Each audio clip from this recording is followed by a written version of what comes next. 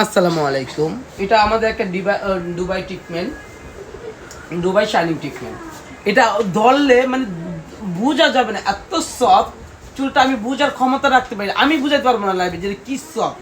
Dubai shining ট্রিটমেন্টগুলো এত soft কীভাবে possible, এটা কীভাবে পসিবল আমি বলে আপু একটু তাকান তো, একটু কেমন আপু কোথা থেকে আসছেন? সত্যি মিথ্যা বলবেন না। চলো দুই বলেন তো কেমন সফট, সফটটা কেমন এটা বলেন।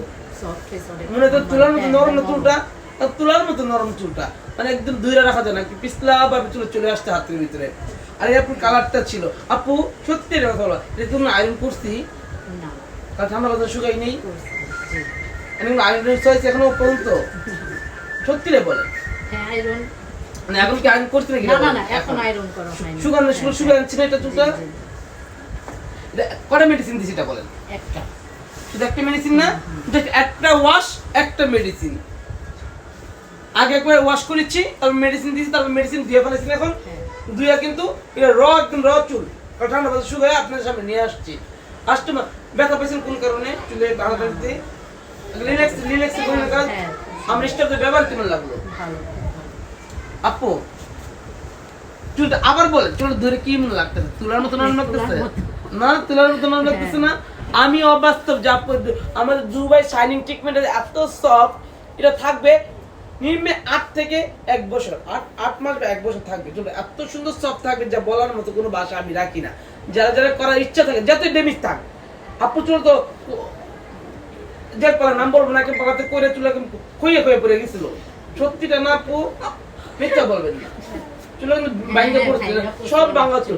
আমি সাহস পাইতেছিলাম, আমরা 3 জন মিল্লা বসছি না চুলটা নাই, কি করবো? এটা তো সত্যি। আপনার চুলটা আমি মেডিসিন দিতে পারতেছিলাম না, আমি বারবার হাতাইছিলাম, আরেকটা সিনিয়র স্টাফ নিলাম, আরেকজন নিয়ে 3 জন নিয়ে বসে পড়ে আমরা কোন মেডিসিন দেবো, তারপর আমরা ডিসিশন নিচ্ছি এটাই করবো। আপু বলতেছে অন্য পালাতে এত চেক করে না, আপনি এত চেক করেন। আমি কি না আপু, কাজ যদি ভালো না হয় বলে ঈদ সামনে একটা মন খারাপ থাকবে। আমি চাই প্রত্যেকটা ঈদে সবাই ঈদ, সবার আনন্দ সবার, বাট আমি আপনাদেরকে আনন্দ দিব এবং আমি অনুভব করি। এই আপু হাসি বলছে আপনি তো খুশি থাকেন কাস্টমারের চুল ভালো হলে।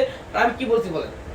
আমি বলছি কাস্টমার খুশি হলে আমার অনেক ভালো লাগে, কাস্টমার একটু কষ্ট পেলে আমার অনেক কষ্ট লাগে। আমারও আমি মানে নিতেই পারি না যে কেন আমি কাস্টমার খুশি করতে পারলাম না। এত শ্রম দেয় সকাল থেকে, এত বাজে কয়টা বাজে আপু? 9:46 ঠিক 9:46 বাজে রাত। আমি সকাল 10টা থেকে 9:46 পর্যন্ত স্টেট নাও আমি প্রত্যেকটা কাস্টমার পাশে দাঁড়াতে ইত্যাদি করি নেই, খালি পানি খেয়ে আমি দূরে কাজ করছি। এই আপুই তো আমার ফোন দিয়েছিল রাস্তা থেকে না?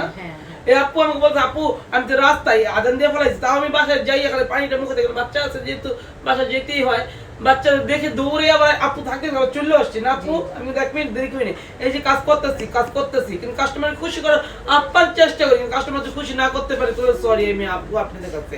কিন্তু প্রত্যেকটা কাস্টমার খুশি করবো ইনশাল্লাহ, আমি খুশি করবি। আপু খুশি করতে পারছি তো?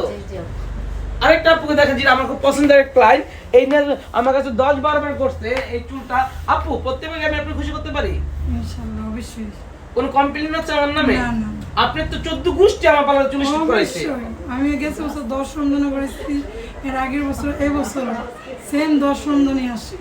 আমার 14 গোষ্ঠী মানে আমরা 5 বোনই আসি। উনি কিন্তু 10,000 টাকা সবসময় কাছ থেকে এই সার্ভিসটা নিয়ে থাকে। আপু কখনো কি আমাদের মেয়েরা খারাপ ব্যবহার করে? না না, আমি তো সবসময় আপনার কাছে করি না। না না, ওরা আপনি খুশি তো আমাদের কাজে? খুশি করতে পারছি তো? এই দেখো এই মাইক্রোবেডিংটা কিন্তু আমার থেকে করা, অনেকদিন আগে করা না এটা? অনেকদিন আগে মাইক্রোবেডিংটা আমার থেকে করা। যারা যারা আমার থেকে প্রিমিয়াম সার্ভিসগুলো নিতে চাও দ্রুত ফাস্ট চলে আসো। আবার মাত্র 20 রোজা, ঠিক আছে? থ্যাংক ইউ সো মাচ, ভালো থাকবেন।